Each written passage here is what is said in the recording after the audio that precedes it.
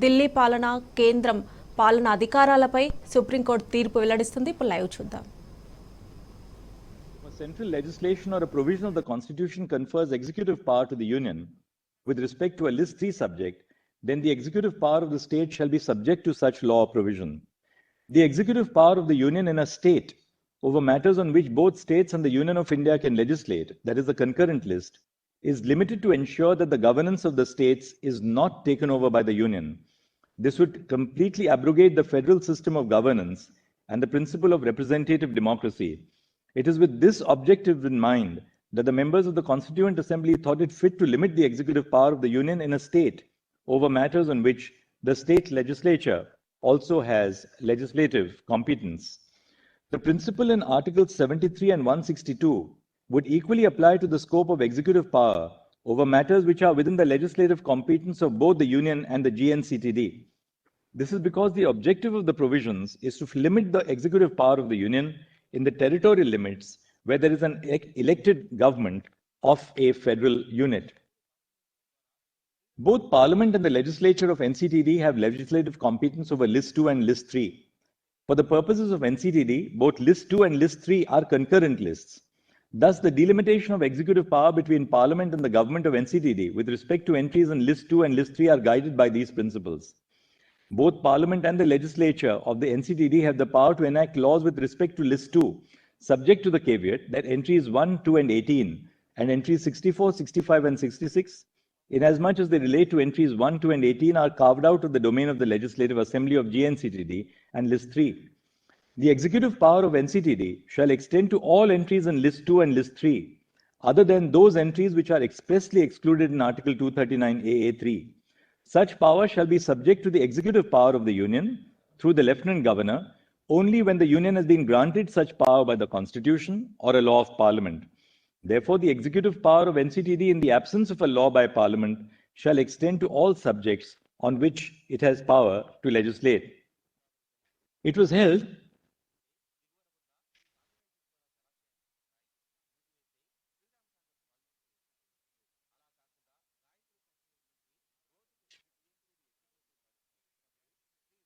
Then we cover Rule 46 of the rules, and we say, the rule provides that the Lieutenant Governor shall exercise such powers and functions with respect to persons serving in the administration of NCTD as may be entrusted to him under the provisions of the rules and orders regulating the conditions of service of such persons or by any other order of the President.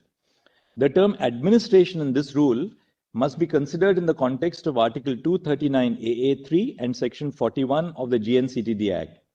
The executive administration by the Lieutenant Governor, in his discretion, can only extend to matters which fall outside the purview of the powers conferred on the Legislative Assembly, but it extends to powers or functions entrusted or delegated to him by the President, or in which he is required by or under law to act in his discretion or to exercise any judicial or quasi-judicial functions. The term administration cannot be understood as the entire administration of GNCTD. Otherwise, the purpose of giving powers to a constitutionally recognized and democratically elected government would be diluted.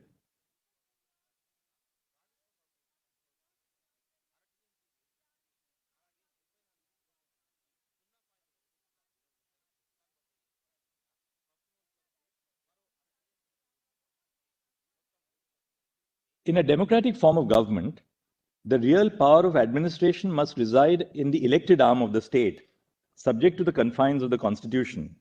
A constitutionally entrenched and democratically elected government needs to have control over its administration. The administration comprises of several public officers who are posted in the services of a particular government, irrespective of whether or not that government was involved in their recruitment. For instance, an officer recruited by a particular government may serve on deputation with another government. If a democratically elected government is not provided with the power to control the officers posted within its domain, then the principle underlying the triple chain of collective responsibility would become redundant. That is to say, if the government is not able to control and hold to account the officers posted in its service, then its responsibility towards the legislature as well as the public is diluted. The principle of collective responsibility extends to the responsibility of officers who in turn report to the ministers. If the officers stop reporting to the ministers or do not abide by their directions, the entire principle of collective responsibilities is affected. A democratically elected government can perform only when there is an awareness on the part of officers of the consequences which may ensue if they do not perform. If the officers feel that they are insulated from the control of the elected government which they are serving, then they become unaccountable or may not show commitment towards their performance. We have already held that the relationship between the Union and the NCTD resembles an asymmetric federal model, where the latter exercises its legislative and executive control in specified areas of the state list and concurrent list. Article 239AA, which conferred a special status to NCTD and constitutionally entrenched a representative form of government, was incorporated in the Constitution in the spirit of federalism, with the aim that the residents of the capital city must have a voice in how they are to be governed. It is the responsibility of the government of the NCTD to give expression to the will of the people of Delhi who elected it. Therefore, the ideal conclusion would be that GNCTD ought to have control over services subject to exclusion of subjects which are out of its legislative domain. If services are excluded from its legislative and executive domain, the ministers and executives and the executive who are charged with formulating policies in the territory of NCTD would be excluded from controlling the civil service officers who implement such executive decisions.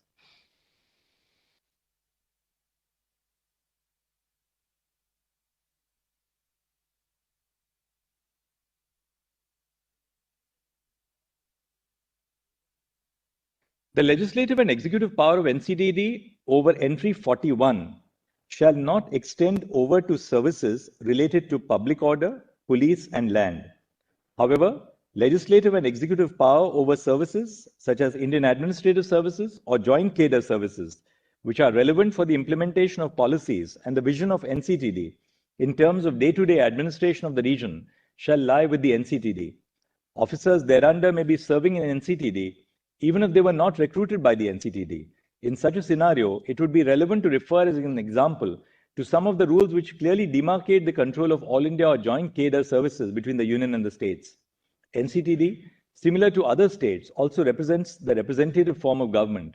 The involvement of the Union of India in the administration of NCTD is limited by constitutional provisions, and any further expansion would be contrary to the constitutional scheme of governance. We reiterate that in light of Article 239AA and the 2018 Constitution Bench judgment, the Lieutenant Governor is bound by the aid and advice of the Council of Ministers of NCTD in relation to matters within the legislative scope of NCTD. As we have held that NCTD has legislative power over services, excluding public order, police, and land, under entry 41 in list 2, the Lieutenant Governor shall be bound by the decisions of GNCTD on services as explained above. To clarify, any reference to Lieutenant Governor or over services, excluding services relating to public order, police, and land, in relevant rules, shall mean Lieutenant Governor acting on behalf of NCTD. Now the conclusion. The division of administrative powers between the Union and the NCTD as explained in this section must be respected. In view of the discussion above, the following are our conclusions. A. There does not exist a homogeneous class of union territories with similar governance structures. B. NCTD is not similar to other union territories. By virtue of Article 239AA, NCTD is accorded a sui generis status, setting it apart from other union territories. C. The Legislative Assembly of NCTD has competence over entries in List 2 and List 3, except for the expressly excluded entries of List 2. In addition to the entries in List 1, Parliament has legislative competence over all matters in List 2 and List 3 in relation to NCTD, including the entries which have been kept out of the legislative domain of NCTD by virtue of Article 239AA 3A. D.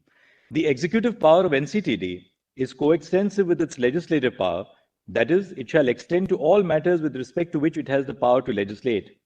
E. The Union of India has executive power only over the 3 entries in List 2, over which NCTD does not have legislative competence. F. The executive power of NCTD with respect to entries in List 2 and List 3 shall be subject to the executive power expressly conferred upon the Union by the Constitution or by a law enacted by Parliament. G. The phrase insofar as any such matter is applicable to Union territories in Article 239AA3 cannot be read to further exclude the legislative power of NCTD over entries in the state list or concurrent list over and above those subjects which have been expressly excluded.